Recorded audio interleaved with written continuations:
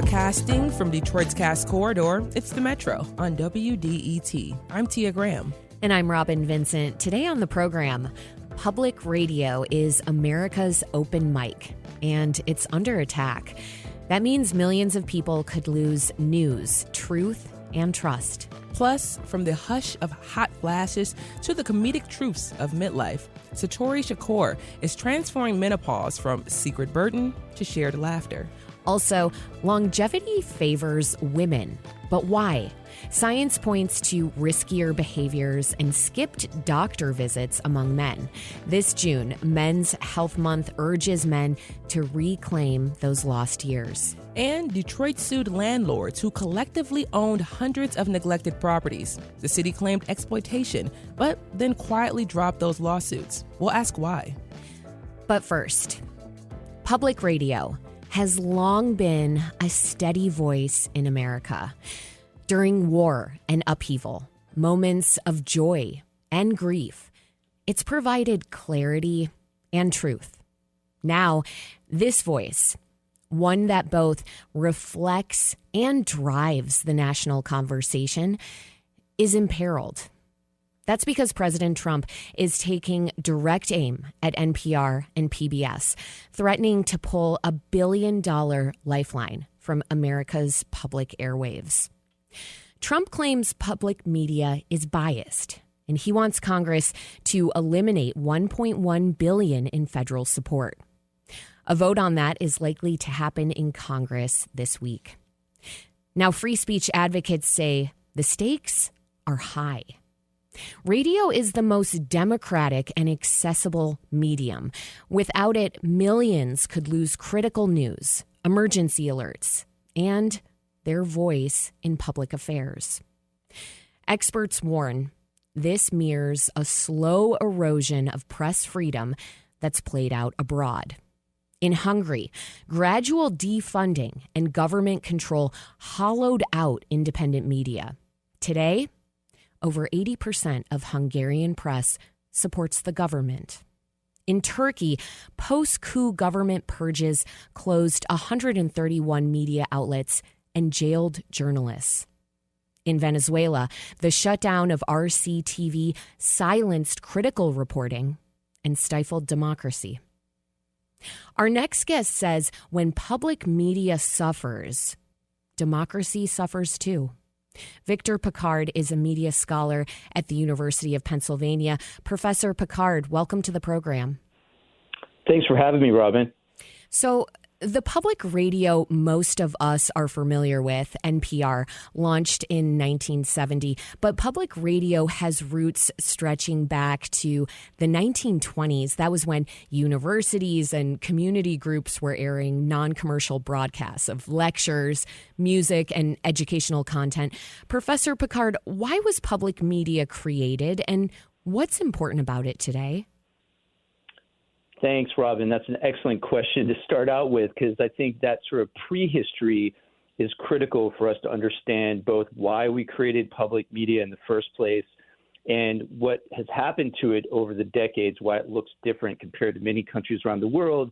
And when the U.S. established broadcast media, radio in particular, in the 20s and 30s, we went down a different path compared to most democracies around the world. We ended up after a very vibrant discussion and policy battle, you might say, we ended up going down a commercial path where predominantly our broadcast media system was based on advertising support and was heavily commercialized compared to most broadcast media systems around the world that ended up being much more public oriented. But as you noted, there was already a incubator of sorts of educational broadcasting happening, especially at the land-grant universities, University of Illinois, University of Wisconsin, and so forth. And those educational broadcasters, even after we decided going down this commercial path, it's not like they just packed up and went home. They continued to advocate for an alternative system. And over the decades, now we're leading, going from the 30s to the 60s, these educators continued to create what was then called educational broadcasting. In the late 60s became known as public broadcasting, But it was especially important once they saw how the commercial media system wasn't providing educational fare, wasn't serving minority audiences, underserved audiences in general, especially children. So there were all these reasons why many people felt we needed this public alternative to a commercial system that wasn't able to do certain things that a democracy required. Interesting. And today it seems really clear then those roots in education and information, how they inform both NPR programming and PBS programming. President Trump is calling public radio biased and pushing Congress to strip over $1 billion from NPR and PBS, as I noted at the top. I'm wondering, Professor Picard, is this kind of political pressure on public media, on the press, is it unprecedented, or have we seen it before in American history? Yes, another great question, and I'll try to be a little more concise this time. I think it's fair to say that we have seen touches of this in the past. Here I'm thinking of, even during the JFK administration, you had the FCC chairman, Newton Minow, say, television is a vast wasteland. So there were moments where a particular administration would be highly critical of media and maybe even try to exert some influence. You can certainly think of the Nixon administration. I think that's the closest one that resembles our current one. But at the same time, I think it's fair to say this is still qualitatively different. So it is unprecedented to the degree that Trump is really attacking the media, trying to, neutralize them either out of fear or, pushing them to sound more like Fox News. I think there's all kinds of ways. There's different tactics that he's deploying to try to steer media in his favor. And I agree that we can see parallels to this process in places like Hungary and Turkey and other countries where there's been democratic backsliding in recent years. Yeah, Professor Picard, how did leaders in those countries, in Hungary, in Turkey, in Venezuela, justify defunding or silencing the press? Well, of course, and here we're stepping a little bit outside my area of expertise, but I will say that, it was never couched in terms of, we need to bully the press to carry water for our agenda. Instead, they would often couch it in, the press needs to be more democratic. You can't listen to these untrustworthy sources of news and information, and that would refer to anything that was remotely critical of the administration in power. And certainly that's what's been happening. It happened during Trump's first administration. It's certainly happening today. But, I think that in this broader scenario, in this broader context, good journalism is cast as being biased or, somehow, in our case, anti-American. And that's really dangerous. It's dangerous for a democratic society. We have to be clear that we need good journalism. We need to have trustworthy sources of news and information. And that's exactly what's under threat right now. I wonder, is this move in America, attempting to defund NPR and PBS, is it something you think that could help lead to what has happened in other places that are deeply controlled media environments? So I'll back up to say I'm thinking about some other countries. I'm thinking about Russia and China and how state-controlled, influenced I'm thinking about how those countries have this state-controlled media and how it's influenced the government's ability to suppress protests, to stifle dissent, or even to commit human rights violations. So I'm wondering if this is a move that potentially puts us more down that same path. Yes, I do think we are on a kind of slippery slope right now. I think it would be hyperbolic to suggest that we have slid that far down the slope.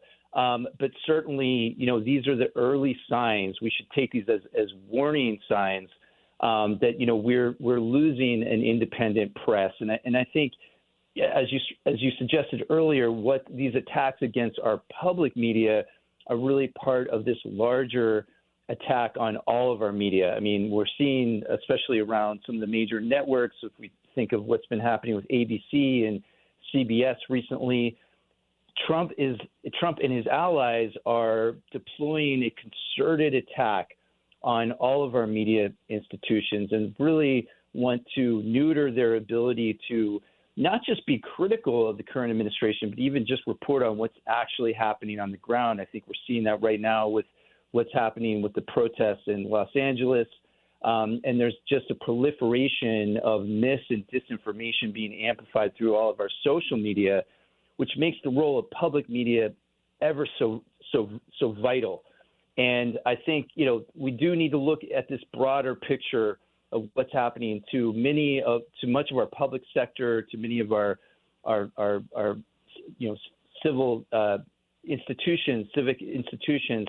So yes, to answer your question, I think it is a fair context to take into consideration if we look to see what's happening in not just totalitarian societies, but just these formerly democratic societies that are slowly backsliding. We're talking about President Trump's attacks on journalism and public media and what it means for our democracy. Our guest is Professor Victor Pickard, a media scholar at the University of Pennsylvania. Professor Pickard, if Trump succeeds in cutting over $1 billion from public broadcasting, I'm wondering, what do you think the immediate impacts will look like, especially in communities, let's say, that are already struggling with limited news access? I mean, you alluded to that just moments ago. I wonder if you could go a little bit deeper. Absolutely. So sometimes we'll hear these figures thrown around like, NPR only gets 1% of its budget from the federal government. PBS gets somewhere between 15 and 16%. Doesn't sound like, enormous percentages of their overall funding. But what that doesn't take into consideration is that that's just on average. And many of our smaller individual public broadcasting stations in places that are tend to be more rural, in places like Alaska, Wyoming, West Texas. Some of those stations rely on public funding for well over 50% of their budget. So if they were to lose these federal subsidies, they would, it would be quite likely for them to go completely under. And those communities, which, ironically do tend to be more conservative, these are actually Trump's constituents, they're the ones that will disproportionately suffer from these cuts.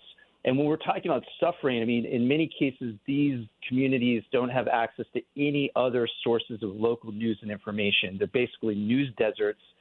So public media serve as the source of news and information of last resort. And that's especially important, indeed, even, a life or death matter during, emergencies, during natural disasters, climate catastrophes, and so forth. So the stakes could not be higher.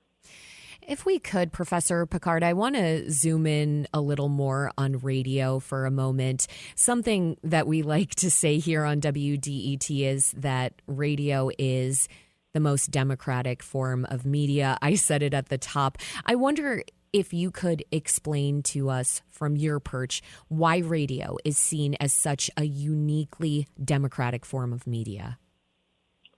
Well, I think radio of all of our media, and of course in today's age of the internet, sometimes this may seem quaint, but it really does reach everyone. I mean, when we're talking, that is one of the primary purposes of a public media system, this kind of universal service mission. Public broadcasting in the U.S. reaches somewhere between 98 and 99% of all Americans. That's incredible. I mean, even almost everyone. Almost everyone. That's right. That's right. So, we really are talking about our only universal media system, which again, democracy, desperately depends on that. And in fact, most countries around the world take that for granted. When you look at how much we fund our public media at the federal government level, we're almost literally off the chart. We come out to about $1.58 per person per year. So like a cheap cup of coffee. Whereas many countries spend, like the Brits spend about $100 per person per year for the BBC, and Northern European countries spend far more than that. And it shows with the health of their democracies. So, I mean, radio in particular is an inherently local medium. And I think that is something that is so precious. If we lose that, we really are losing one of our major democratic infrastructures. I want to look at some of the solutions because your work, Professor Picard, emphasizes the importance of stable, well-funded public media for democracy.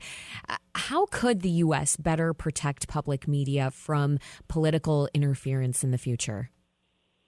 That's such a key question, and I think it's important that we try to defend what we have now, especially in light of these attacks from President Trump. But I think looking ahead, we really need to raise our standard of funding for our public media in line with global norms. Even if we were to inch up towards what Canada spends towards their public media, we would have a much better supported system. And initially, the Professor Picard, if I may jump in, what does do you have those figures handy? What does Canada spend in comparison to the U.S.? I don't have the up-to-date figures, but it's roughly like $30-some per person per year, and that's about the closest to us. Again, Australia, New Zealand, Japan spend $50 to $100 per person per year, especially if we look at Western European countries. They're at 100 or more. And it shows, we've done the studies showing, where countries are ranked in terms of the health of their democracy. And this is according to the Economist Democracy Index that's put out every year. And the U.S. has been considered a flawed democracy for a number of years now. But the strongest democracies on the planet also have the most robust, strongest public broadcasting systems. So if not causation, there's correlation between the two. And I think we really need to look ahead and guarantee that we have a permanent and adequate and insulated fund. So right now, public broadcasting depends on the appropriations process, which is one of the reasons why Trump is trying to claw it back. They get appropriated 2 years in advance. But this means that every year there's a kind of political football, and public broadcasters always have to be looking over their shoulders to make sure, they're not doing anything to jeopardize their meager funding from the government. And that's just not the proper way to fund a public media system for any kind of healthy democratic society. So I agree with the premise that looking ahead, we really need to talk about not just defending what we have now, but really radically expanding on it. We're going to continue our conversation with Professor Victor Picard, a media scholar at the University of Pennsylvania, after a quick break. Stay with us. You're listening to The Metro on WDET.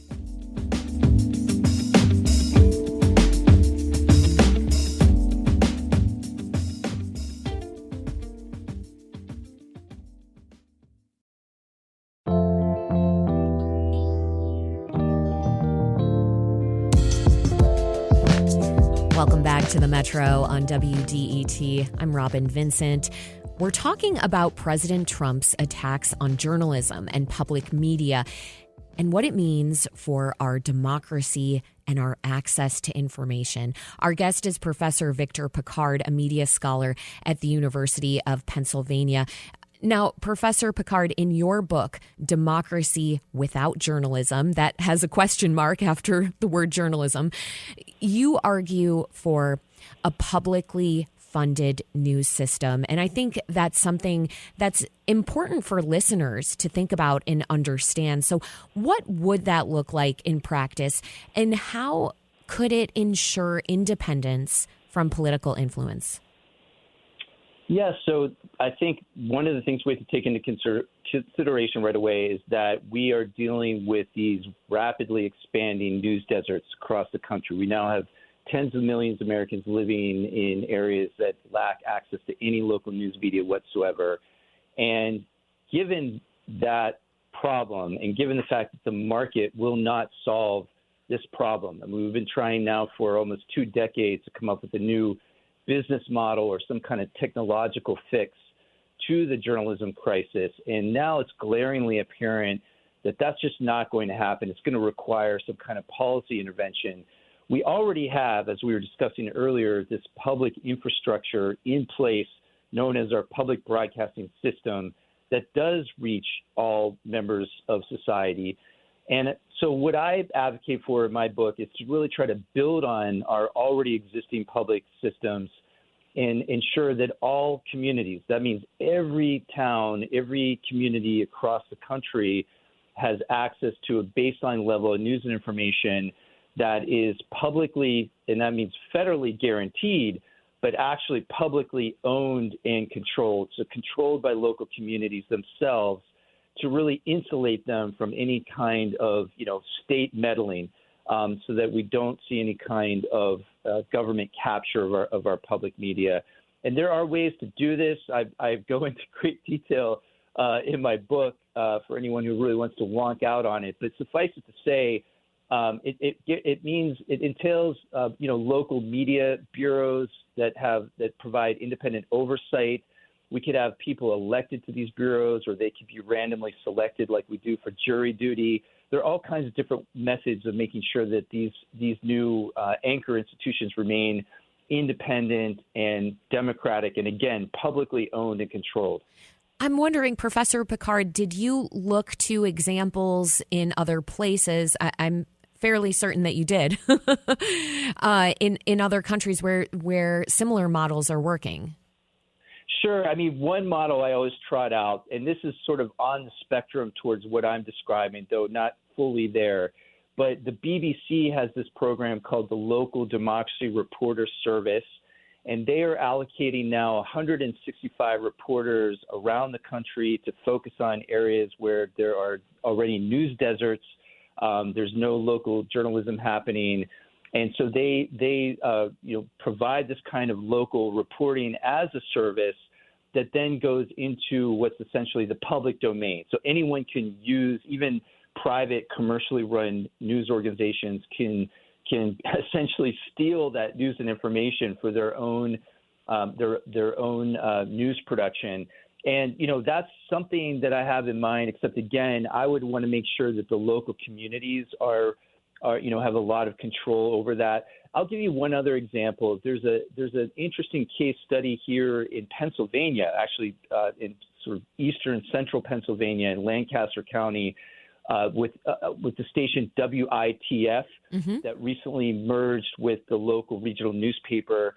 And they do all kinds of things around public engagement. They even have this thing called News and Brews, where they will meet with members of the community at a local brewery, just a dialogue, and discuss what those members of the community want to hear on their on their local broadcasting, and what they want to see covered in their local media. So those are just a couple examples where I think we're moving towards that kind of very much publicly oriented model.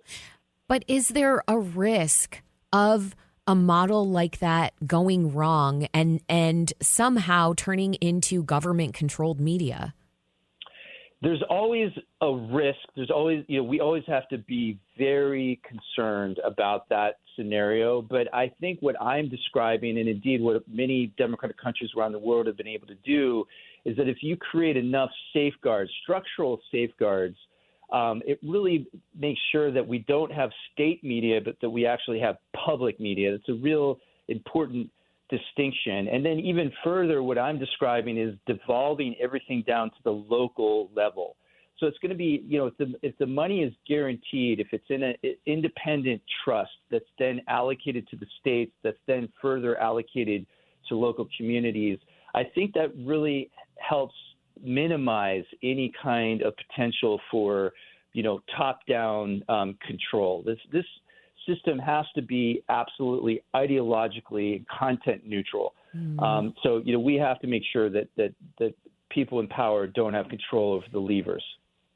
Professor Picard, in the U.S., would you say it's a fair argument that our ability to create safeguards, though, like you've described, is mediocre at best? Certainly, it's an ongoing fight. But, I mean, you can look at our public education system where we see all kinds of fights happening at the state and local levels. But still, it's not like federal government snaps its fingers and, everything changes on a dime. There is a lot of autonomy still. I mean, that was supposedly the genius of our federal system, is that, every state in and of itself is the laboratory for democracy. So we could see a lot of experimentation here. And one other important context here is that if we do nothing, if we don't try to experiment, we know where this is going. We know that the market will continue to drive journalism into the ground. We will see continually expanding news deserts. So I think doing nothing is simply not an alternative. We have to try. And what I describe has a lot of leeway for local communities to decide for themselves what their local media should look like. Victor Pickard studies the role of media in a democratic society. Professor Pickard, thank you so much for joining us on the Metro. My pleasure, Robin. Thanks for having me.